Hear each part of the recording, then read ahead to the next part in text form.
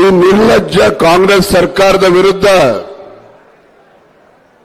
ಈ ಒಂದು ಹೋರಾಟದಲ್ಲಿ ಭಾಗವಹಿಸಲೇಬೇಕು ಅಂತೇಳಿ ನಾನು ಕೂಡ ಬಂದಿದ್ದೇನೆ.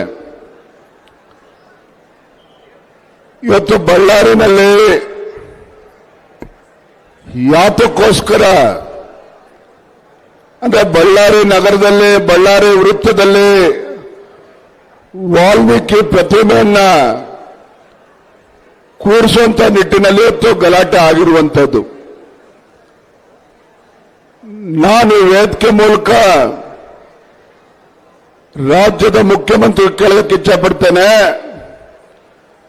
ಮಾನ್ಯ ಸಿದ್ದರಾಮಯ್ಯನವರೇ, ಕಾಂಗ್ರೆಸ್ ಸರ್ಕಾರದ ವಾಲ್ಮೀಕಿ ಸಮುದಾಯಕ್ಕೆ ನೀಡಿರ್ತಕ್ಕಂಥ ಕೊಡುಗೆ ಏನು ಅಂತೇಳಿ ಇವತ್ತು ರಾಜ್ಯದ ಮುಖ್ಯಮಂತ್ರಿಗಳು ತಿಳಿಸಬೇಕಾಗ್ತದೆ.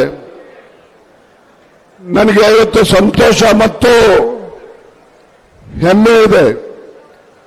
ಹಿಂದೆ ಬಿಜೆಪಿ ಸರ್ಕಾರ ಇದ್ದಾಗ ಯಡಿಯೂರಪ್ಪ ರಾಜ್ಯದ ಮುಖ್ಯಮಂತ್ರಿಗಳಿದ್ದಾಗ ವಾಲ್ಮೀಕಿ ಜಯಂತಿಯನ್ನ ಘೋಷಣೆ ಮಾಡಿದ್ರು, ರಜೆಯನ್ನ ಘೋಷಣೆ ಮಾಡಿದ್ರು. ಇದೇ ಶ್ರೀರಾಮುಲವರು ವೇದಿಕೆ ಮೇಲಿದ್ದಾರೆ.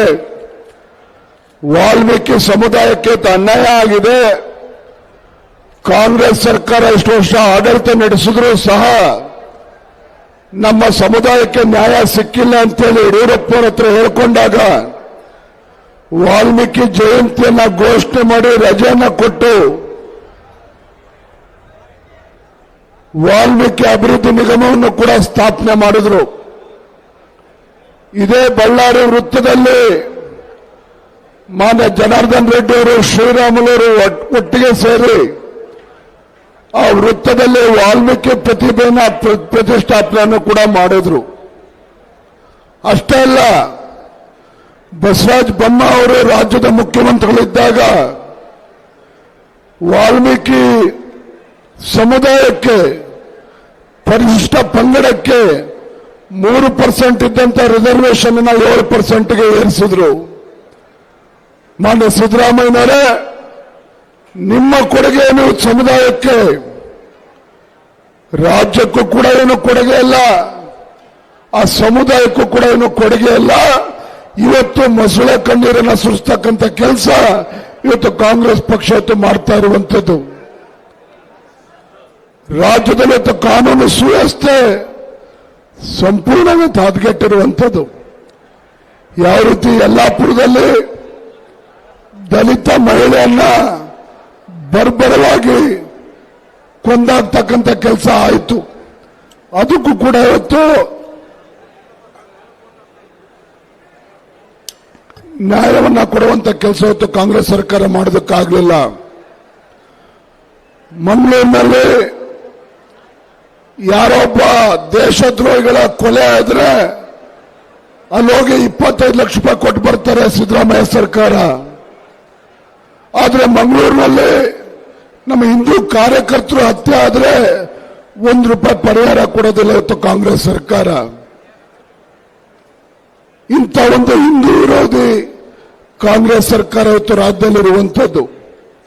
ಹಾಗಾಗಿ ನಾವು ಈ ಸಂದರ್ಭದಲ್ಲಿ ಇಷ್ಟೇ ಇರುವಂಥದ್ದು, ಜನಾರ್ದನ್ ರೆಡ್ಡಿ ಅವರು, ಶ್ರೀರಾಮುಲು ಅವರು, ಆರ್ ಅಶೋಕ್ ಅವರು ಕೂಡ ಮಾತನಾಡಲಿದ್ದಾರೆ.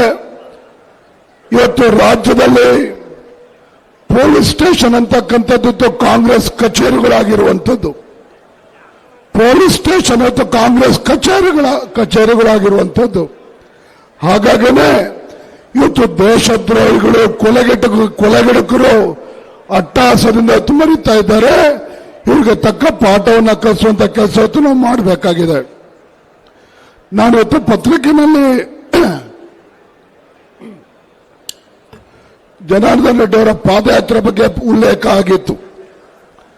ಆರ್ ಅಶೋಕ್ ಅವರು, ವಿಜೇಂದ್ರ ಅವರು ಯಾರು ನೇತೃತ್ವ ವಹಿಸಬೇಕು ಅಂತೇಳಿ ಗೊಂದಲ ಇದೆ, ಅದಕ್ಕೆ ಪಾದಯಾತ್ರೆ ಬಗ್ಗೆ ಇವತ್ತು ಗೊಂದಲ ಇದೆ ಅಂತೇಳಿ ಯಾರೊಬ್ಬ ಪುಣ್ಯಾತ್ಮ ಪತ್ರಿಕೆ ಬರ್ಕೊಂಡಿದ್ದಾನೆ.